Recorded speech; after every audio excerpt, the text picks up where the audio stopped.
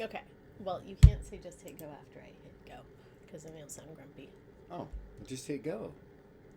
Are you gonna hit go on yours? I already pressed go on mine. Oh, nice. Yeah, it's all set. Okay. Here we go. We're live. We're live on now. Instagram. How do we see comments and stuff? Well, they'll come up at the bottom. Oh, way cool. Well, thanks everybody for joining us. So we have a couple different cameras and a couple different devices. So we're live on Instagram over here, live on Facebook over here. We're recording to Facebook in the middle. Recording to Facebook? Or no, recording. YouTube. No, it'll go onto YouTube. Yeah. So, anyways, yeah, like Dave said, thank you guys for joining us. Well, this one says, hang on, we're telling more followers to join your video. Oh, somebody. Oh, Alicia's on Facebook. Oh. Hi, Leash. Pastor. Oh, Pastor really? Jason. So anyways, we have been wanting to do this for a while. Months. Yeah. And just wanting to jump on and go live and, I don't know, chat with people about things that, things that we have researched or just different things that we've done with raising our children or all of that kind of stuff. And so we finally decided, since it's 2023, we might as well actually do some of this stuff instead of actually just, saying that we wanted to do it. So, one of our friends asked us to kind of share a little bit about how we met. Mm-hmm. So if you guys have any questions as we're chatting or whatever, drop those in the comments. Because, we'll be going back through and we'll be doing this every Friday. We're shooting for every Friday. Shooting for every Friday. At this time. Yeah. In January. It's still January, so poor connection. So, by the time we get to March or June or something, we might be it wanes as you go through the year. Okay. So how we met. Do you want to start? It was in Washington State. For those of you that don't know, it looks like most people that are on there so far kind of already know. Yeah. It was at a Christian summer camp, and it's the one that I kind of grew up going to, and then I was on staff the year that Becky also came out there because they specialized in horses, and she heard about it on the radio, so she came out there to work with the horses, and I was on staff helping out with the go-kart program. Yes. So I had heard about it on Christian radio station, and I had never flown before, so it was kind of a big deal. Her arms were extra tired. Joke. But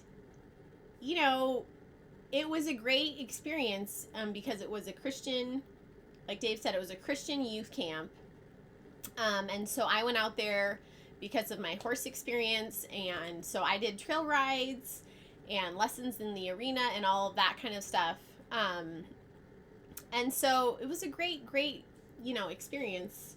And it was like, some people meet each other in a bar or whatever. So Christian youth camp was kind of a good spot. Mm-hmm. So I don't know if anybody else has any more questions about that, but yeah, so that's how we met. And I don't know, do you want to say anything else about not how really. we met? I mean, if people are super interested, you can drop it in the comments. Drop it in the comments. Okay. So the first one that we had that came up was farming in town or micro-sustainable living.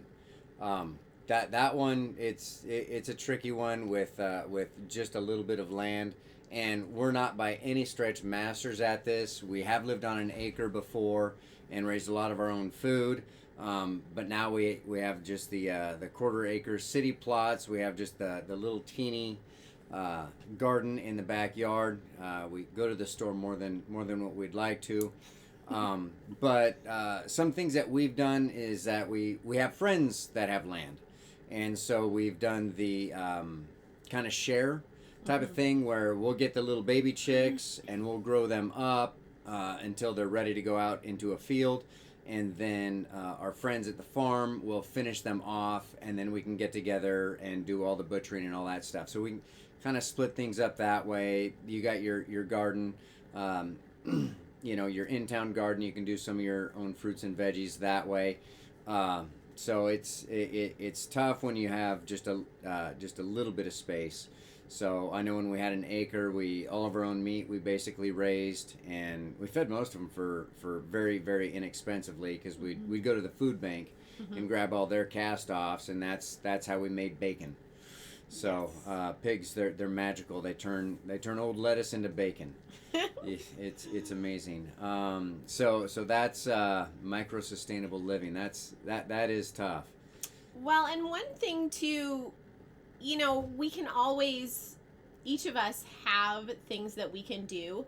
One of the things that we are kind of has been on our hearts for 2023, at least in our town, we cannot have even like a couple hens in our backyard in our town currently, in like the middle of a majorly agricultural state. I know, we were in the inner city. We were in Hilltop, Tacoma, and we could have 6 hens. Yeah. Now we're in agriculture land and in town, and they're all like, no chickens. I'm like, what? So we have quail in our basement. Yeah. So anyways, that there are different things that you can actually do even on a small piece of land or a small property. So like rabbits technically are considered pets. Now, I know that not everybody is going to be at the place where they can bring themselves to process a rabbit or that kind of thing. But one of our passions is actually like helping people learn how to raise high quality food for their family in the space that they have. And so rabbits are commonly thought of as pets because they're very cute. You can pet them and all that kind of stuff. But they are also extremely nutritious. And so rabbits make an incredible meat source for people who live on a city lot, because you can actually, have just a few rabbits. And the phrase breeding like rabbits is a phrase for a reason. Because you can actually raise an equivalent amount of meat from a few rabbits as you could if you had butchered your own cow. Now, we don't have space for a cow. I don't think the city would actually let us have a cow if they're not going to let us have chickens. So, she said we're really, really quiet. I don't know, Emily. We're on Instagram too. I don't know if you're on my Instagram. Well, we could Is shout. that better? Is there a way to up the mic? I have no idea. Okay, you shout. So anyways, one of the things that we were just chatting about is how you can raise or help yourself be one more step closer to sustainability and raising high quality food for your family. In a small space in 2023. Like if that's one of your goals in 2023 is raising, high quality food for your family, and you're still in a small space, you're not going to like move to the country or anything, then we have lots of ideas for how to do that. But one of our goals is to go to our city council and petition, and that kind of thing, to get chickens so that families in town can have a few hens on a city lot. It's not like we want to get a rooster or anything, but it would be amazing to have a few hens on a city lot. So that's something that you guys can do too, where you live. You can have, go to the city council if that's not something that's approved, and you can ask them, about having hens. Yeah, get some friends together. If it's just one person, that one person can only make so much noise, but a group of people can make a lot more noise. Yes. So possibly doing that would be an option. So the other thing that we do too is like herbs. We have like an herb garden, and we just took because we have a house and had lots of flower beds. So we basically have just been replacing the flowers with herbs instead. So that way you don't have to replant. Most of them come back every year annually. They come back annually, but they're not called annuals. No, just they're not. Just FYI, I don't get it. But you were a math major. Yeah. No. But yeah, I mean, little things like that. And I know there's a lot of great resources out there of using space wisely for growing gardens and stuff. It hasn't been something at our current house that we have just been hammering out. We've had some different things that God's has had us focus on the last couple of years. So when we had an acre, we definitely were doing a lot more with the space that we had, and it was a lot of fun. It was a blast. We enjoyed it. Feel free to drop if you want us to go more in depth in any of that stuff. Feel free to let us know. Exactly.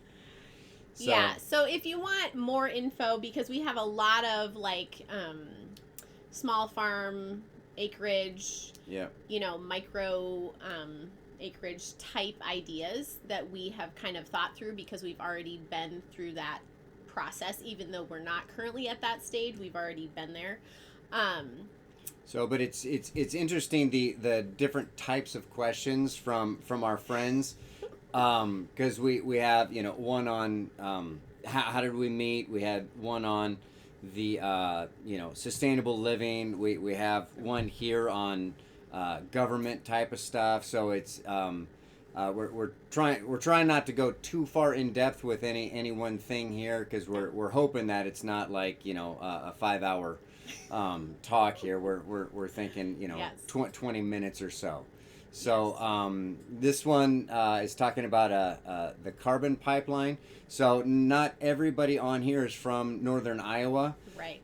So they're trying to take and big corporations are trying to capture carbon, and then they're gonna put it in pipes, pressurize it, and then put it in one of the Dakotas. I think it's North Dakota, but I'm not exactly positive with that. And so they're looking for easements. They're looking for actually possibly using eminent domain to do this over farmland. So the trick with this is this one is it's using some state funds from Iowa. So it does need to be from the financial piece there.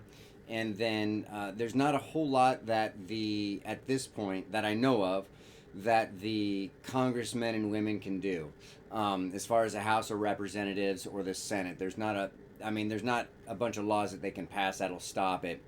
The place to go for that is the county supervisors, because anytime a company wants to go through a road, go underneath a road or whatever, they have to get permission from the county supervisors. Yeah.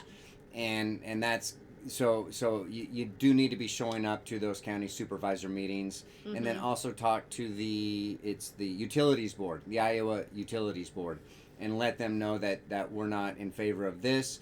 It's a waste of money, and it's and it's not going to do what they want to do. It's going to do more harm than good. I'm not going to go way in depth with this, but it is something.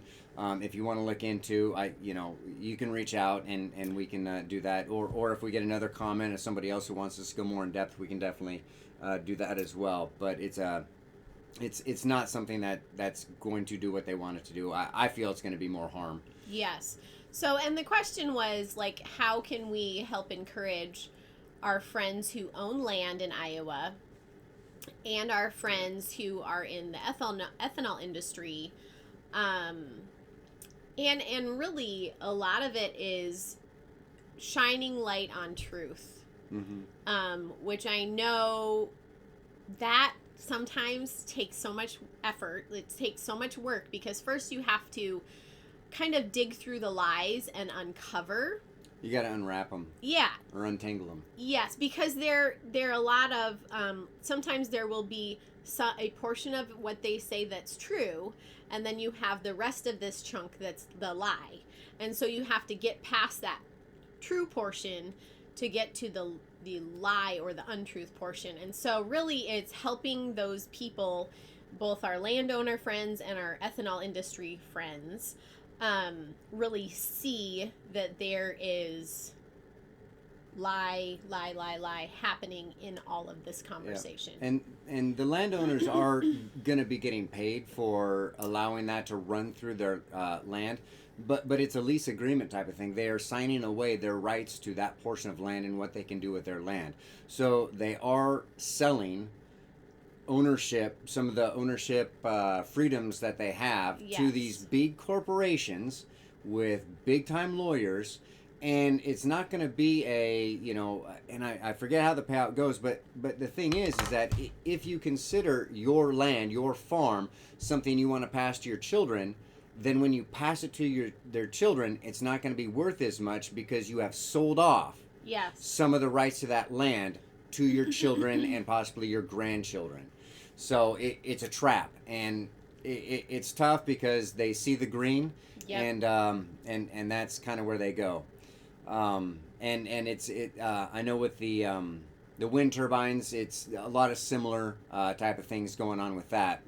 With the wind turbines, it's mostly federal money, and then your commissioner, what are they? Supervisors, and the county supervisors. The state isn't really super involved with the wind turbines, but it is a similar type of thing to where we got these big subsidies coming through. So. Well, yes, and looking at the government and how even in the state of Iowa, where we feel like we are very blessed with, not, I guess, government could be worse in the state of Iowa. There are still payouts happening and support happening, and so following that money. Yeah. Even in Iowa, where we are very fortunate to not have gone through some of the things in 2020 that they did in other states, we still have things happening here that are worth fighting for. Yeah. So. Yeah, and these big corporations are going to make billions of dollars on this, selling their ethanol and their carbon credits to California, who are outlawing gas-powered cars, including one gasoline with ethanol in it. But it's a different story there. The primaries, that's a tough. So the question is, how do we primary U.S. congressmen and congresswomen in the state? That is a tough one when it comes to the U.S. Stuff there. So much of it is difficult to get ahead. Get your name out there without the establishment backing you. Yes. So, and that was like I don't know if the guy I ran against, he ended up getting a mailer put out by some children's fund type of thing, and it was his picture and the governor's picture on it. And this is before the primary, so she's a Republican. Mm-hmm. She's not supposed to be endorsing people, but it did appear that my opponent is teaming up with the governor, very popular governor if you're not in the state. And again, it didn't come out of his money. Somebody, this other organization paid for it. Yeah. And this is, we're talking like 10 grand. It wasn't like just, hey, here's 50 mailers or something like that. It went out a ways, because a lot of the people that were supporting me is all like, dude, I got this from your buddy. And I'm all like, well, shoot a picture of that. Let me see it. Who paid for that? Paid for by Children's Defense, whatever it was. Yeah. And again, it wasn't the governor specifically endorsing him, but it definitely appeared that way. And it's kind of like, I thought we weren't doing that. I thought we were all, kind of going to wait. So anyhow, it's tough without the establishment to actually make headway. And from what I learned, it's from when I ran, it takes a long time to make solid connections with people to get your name out. So, I ended up with like 30% of the vote, 30, whatever it was.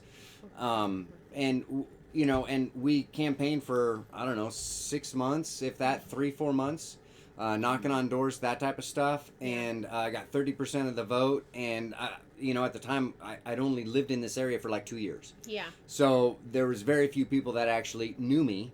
And so anyhow, that's tough. In what I'd like to see happen it's not a lot of things. Not the Tea Party type thing, but you know how there was kind of that breakaway Tea Party thing that happened like a decade ago or something like that, but just kind of have a conservative Christian, we're all going to get together, we're going to support other conservative Christians. And the other thing, constitutional conservative Christians, yes. And the other thing too is it can't just be national or state. We also need to be affecting the school boards, and the cities and city council, and the counties. County council. So we need to make sure that we need to find a way to vet these people, so that way we can just say, hey, look, this is a conservative Christian constitutional person. Share it with all your friends. This is the guy to go for. The other thing too, and I don't know where it ever came up, but it, it's always been, the cliche is you're not supposed to talk about politics with family and that type of stuff. It's all like, well, why not? Right. If there's one place you should be able to do that, it should be with your family. These are people that hopefully, you respect, you have a relationship with. If you do get into a disagreement, it's not going to be the end of the relationship. And this is the place, like with my kids, we teach, no, you don't say it like that. Right. If you want to disagree, you need to word it this way. The way you said it, I know what you meant, but the way you said it makes you sound like an a-hole. And you're not one. So you need to change your tone, you need to change your inflection, whatever it might be, and you need to phrase it this way. And it's a lot more smooth. Yeah. So again, the discussion thing, it should happen at the dinner tables. Yeah, it should. And two, there were so many things that we learned. It was an incredible experience, just having Dave run and, all of the people that we met. So incredible. Oh, yeah. But And the things that we learned, I will say it was an incredibly very eye-opening experience. I just said to Dave, I think it was last night on our drive home from a meeting, and I said, I feel like, looking back, I feel so naive of how I thought government, even in the state of Iowa, worked versus what we learned and found out. And I love what the founding fathers actually said. They actually talked about if there are only two choices. It was George Washington. Yes. If there are only two choices that you have, party-wise, that it is not going to be good. Like the founding fathers, George Washington, they wanted it set up so that we would have more. We would always have more than two options. Mm-hmm. That is not the way it works in the state of Iowa, folks. If you're in the state of Iowa, you get two choices pretty much. I don't know the last time an independent or someone else won a race. And so you really you just feel locked in. And that's frustrating to me, and I want to push back against that, because I feel like that if we have a choice between a very solid constitutional Christian candidate and another option, it's a no-brainer for me. But well, I guess the point I was making about political conversations is we also need to be having that with our friends. Yes. This is the guy I'm voting for. This is why. And again, it's one of those things. It's I very rarely will say, give advice. This is what you should do, but you can phrase it as, this is who I'm voting for, and this is why. Yeah. You can start a conversation that way. It's again, it is tricky because you do have to be smooth with the way you word things, but just saying something along the lines of, this is who I'm voting for. Feel free to vote for whoever you want, but this is a really solid guy. And especially with people that you have good relationship with. Well, and my other thing too is, even like you said, in a family situation or that type of situation, in a relationship where you know the person well enough to know their feelings or where they stand on a specific issue, then you can say, I have researched this individual or this individual, and I know you're passionate about, you feel very strongly about, gun rights or whatever. And so you can say, this dude is solid when it comes to gun rights. Right. And so you can make educated recommendations to your friends and family because you have taken time to build relationship and that kind of thing. So do we want to do the last one? So the last one was talking about we could do the teaching social media portion. Oh yeah. There's that one too. Yeah. I could just do the other one real briefly. Talking reproductive biology to younger people. Honestly, my take on this is start with animals. You can talk about rabbits, and I would go with mammals. Well, and it depends on the age too. Okay, you said younger people, but the question was actually your children. So Okay. we're not. So I only say that because in Iowa, in the last year, the legislation, there has been some challenges with regard to education of children and this specific topic and having inappropriate materials in school libraries. Okay. And so I just want to clarify that's not what we're talking about. We're talking about your own children. And at the appropriate time. Yep. When they're at the appropriate age and all of those things. We're not talking about you're going to, talk with your 7-year-old. In my opinion, too, when it comes to even in the schools, I personally don't think that type of education, the way that they phrase it, should be, it should be in the biology classroom. You have, the digestive system, you have the endocrine system, you got the muscular system, you got the skeletal system, you have the reproductive system. That's where that education belongs. It doesn't belong in a health class or anything like that, or a social studies class. It belongs in the biology class. That's where it belongs. So with our kids, when they were getting older, so 10 years old, 12 years old, starting to, they were involved with animals. So we had the farm out there. We were breeding, we had some goats and some pigs, and they were breeding rabbits at the time. We talked about rabbits earlier. Yeah. And so that's kind of the way that we brought it up. We talked and we used boy part and girl part, and then instead of using necessarily, penis and vagina. Right. So here's the thing and this actually one of my friends talked about this a little bit. And so here's the thing is the Lord created our bodies in this specific way for a purpose. And so one of the talks that Dave did actually while he was running for Senate, he talked about purpose and the purpose of certain things in our lives and the way God created them as. And so if we are coming at this from a God created this specific thing or this specific action for a purpose. The purpose was to go forth and multiply and fill the earth, right? That was the Lord's purpose. And also within the confines of marriage, there is a beautiful purpose for that. And so when we come at this topic from how the Lord created our bodies, wonderfully and beautifully created, by the Lord for this purpose versus allowing the world's perversion to come into the education of our children. Okay, so we are putting specific boundaries around this education, and this is why I love what Dave was saying. This is an education that, when talked about in a deeper level, should be happening within the family, because this creates a beautiful picture for our children of what that looks like.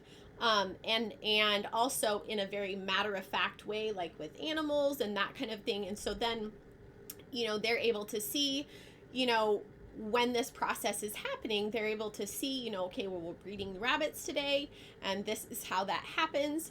And then they're able to then see the mother rabbit has the babies, and they're so cute, and they just are allowed to participate and like view that process happening in a very natural, the way the Lord created those animals, and also created our bodies to do those things. Well, and when you're spending time with your kids and just hanging out and stuff, they'll come up with questions.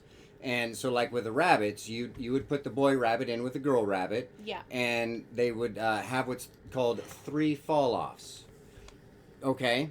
So then when the kid is ready to, and they'll just ask, so what's going on? Yeah. Well, he puts his boy part inside of the girl part, and then and you can get as specific as you want depending on age. Right. But and you can use, sperm or swimmers or eggs, or you can get as specific as you want with the biology of it. Yeah. And so that's kind of the way that we got into or introduced those types of things to our children. Yeah. Now, when they get to the age of 15, 16, 17, that biology piece should be taken care of. If not, catch up. It's not a big deal. You maybe go onto YouTube and look up breeding rabbits. I don't know. I don't know. That's something's going on there. Maybe we've been on here too long. That phone died. Oh, I could have been. It said because you weren't using it, it shut off. Well, anyways, now we're on Facebook only. Yeah, sorry, Instagrammers.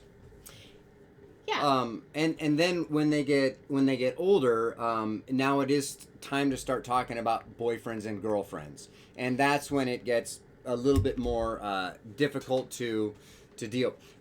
What we can't do as parents is just say don't.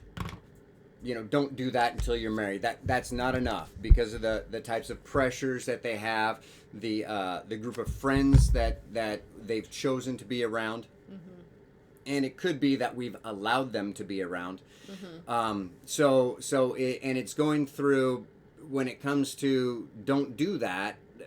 They need some tools in there. Number one is they need to feel welcomed and respected and accepted somewhere.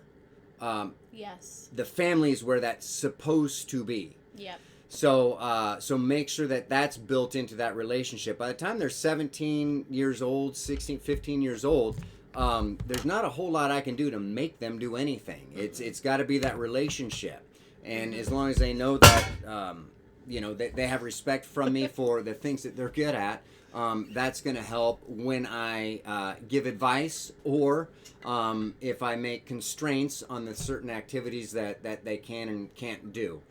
But then the other part too is going back through conversations they may have had, and giving them guidance on this is the way you could have responded, or next time try doing this. And I guess it kind of leads into the last one was talking about the social media piece. So they want to think, oh no, this is my private life, and therefore, you can't encroach on my boyfriend, girlfriend, friend, whatever it might be, my Facebook, my Insta Snap, whatever it might be.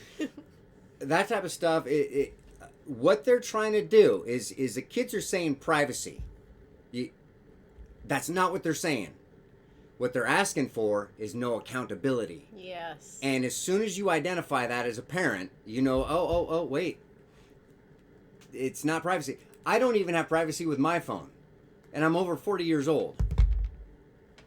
My wife knows that she can take my phone whenever she wants and go through any of the messages she wants. I have spyware on my phone because I want accountability. Right. And I want, I was going to look something up, and it was... one of those blogs where you can look up and there's a bunch of people that can look on there. I see you, Emily. Yeah.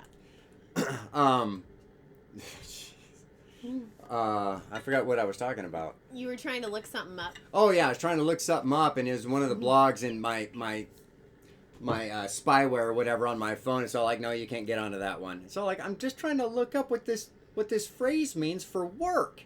But apparently there's stuff on there that my software has found that's not going to be okay, so it locks me out. So you don't miss out on much by having some of that stuff on there. I use Custodio, Quostidio, something like that. Yeah, well, and we can put it in the comments too. Yeah. Just message us if you're interested. Yeah. But I put it on my phone. All of our kids have it on their phones. Mm-hmm. And that's the other thing too, is that until the kid actually needs, not wants, not just because their friends have it, because they actually need a phone, then they don't actually need a phone. Right. It doesn't matter what they say. Well, what if I'm lost? What if I'm at school and I need to get a hold of you? So like, dude, I grew up before cell phones. You go to the office. You do what we did. What if my mom needs to get a hold of me? She can call the office. They have TAs that can deliver messages for you. Right. What? Oh, my friends have phones. You mean I can't have one? If you need to call me, borrow one of theirs. They all have them. Well, and here's the thing, too, and this is just, applies to parenting overall. The reason, because everyone else is doing it, and this probably applies to life in general, because everyone else is doing it is a crappy reason. It's a terrible, terrible reason. I saw that. It's a terrible reason. Because everyone else is doing it is not a good reason. When you have, and I'm not saying you necessarily need to like pray about when to give your kids cell phones or that type of thing, but whatever the situation is, seek the Lord, use discernment, use wisdom, look at all of the things that might come, like Dave was saying. If your child actually needs a cell phone, then we can talk about when the appropriate time is, whether it's a, smartphone, whether it's a dumb phone, whether it's a flip phone, whether it's a minute, pay the minutes phone. They are still all out there, folks. And so if you want if your child is in that place where you feel like they actually need a cell phone or need a way to get a hold of you at all times, buy them a by the minutes flip phone, super cheap. And, start out slowly. Don't just go, kabam, we're going to get you an iPhone 12, or whatever, is one of the ways that we have kind of come into some of this stuff. So, and basically, again, if you don't have a relationship, it makes this all a lot more difficult. Yeah. They don't get their own passwords. You get to know all of their passwords. If they don't have, if there's an app that they're using and you don't have the password for it, they don't get a phone because, again, they are running from accountability. Yes. They say privacy, but again, here's the thing: if you don't want me reading one of your text messages, should you have said it then? So I'm here to help you. At the age of 16, 17, 18, whatever this is, even 18-year-olds, they need help. I was an idiot when I was 18. We all were. We all know about all the nonsense. Yeah, Gab Wireless, I've heard good things about that one too. Yeah, come on. But I remember all the nonsense I got into. Your kids are going to be getting into the same stuff you did. What we're trying to do is just say, hey, look, yeah, I got into some nonsense. I'm not airing my dirty laundry out in front of you, though. However, I have learned a thing or two. Yeah. So you can learn things the easy way, or you can learn things the hard way. Feel free to take, the things that I've learned from my experiences doing things the hard way. And feel free to work that into the things that you're doing. Yeah. I mean, so many good things. I'm going to use this since you were having it in your hand. Yeah, I got a fiddle. I'm a fiddler. So I think that kind of covered pretty much most of what we were going to talk about. I mean, she talked about social media. Well, we didn't really talk about social media. Well, you did a little bit. Yep, know their passwords, all that kind of just stuff. So that way, and you have to be friends with them, so that way you can see what they're up to. And again, it's not a plain and I got you thing. It's a, look, this thing that you said can lead here. I'm trying to help you see the future. I've been where you're at. I've done a lot of the same things you did. You're doing it online. I normally did mine face to face, like a real person. However, I mean, I've been slapped, because I said the wrong thing at the wrong time. Online, honestly, you should have gotten slapped for that, kid. But, so, but yeah, it's more of a, and again, in my opinion, if they're not driving, they don't need a cell phone. Yeah. So, on their own, if they're not driving by themselves, that's the time where you can start having that discussion. So we kind of have a sharing phone, and so if somebody's going to be at work and they're going to be coming home from work and there's not going to be anybody with them, that phone goes with them. We have two of these that we have. So so that's kind of the way it works. They kind of belong to one of the kids, because that's their phone number, but they're both sharing phones. They're up for grabs for anybody who we deem that they need to go be with. Yeah. So, social media, I don't know. It might just be because I'm a guy and I just don't really like it. I mean, I'll go through and check. Well, anymore. I mean, there was a season about 6 months ago. I was on Facebook every day, doing all kinds of stuff. But it's not a big deal to me anymore. Hey, John. It's good to see you, man. Mm-hmm. So, but yeah, we do plan on doing these every Friday at 8 p.m. and this is Central Time, so 6 p.m. Pacific for our West Coasties out there. Yeah. So if you got questions or anything like that, feel free to drop them. Probably on my on Becky's Facebook messaging type thing. So we got all kinds of stuff we can blab about. But yeah, if there's something a little bit, because some of these questions, they were more specific than what I was thinking of, and they were on things that's all like, oh yeah, I suppose we could talk about that. That's how I know the person, so that would be something they'd be interested in hearing. Yep. Yeah. So drop your questions for next Friday in the comments, or message us, or put them on Facebook somewhere. Don't message Dave. He won't see it.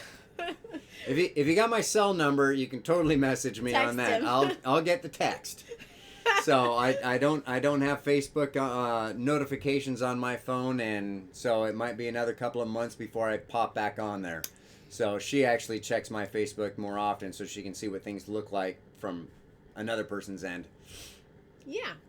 Yeah, we cut. Oh, sorry, Michelle. Oh, yep. Michelle, yes. It's back at the beginning. It's actually at the very beginning. Yep. We just did a little bit there. If you want more information, feel free to ask. No, we want to hear more about how you guys met and how things got all romantic.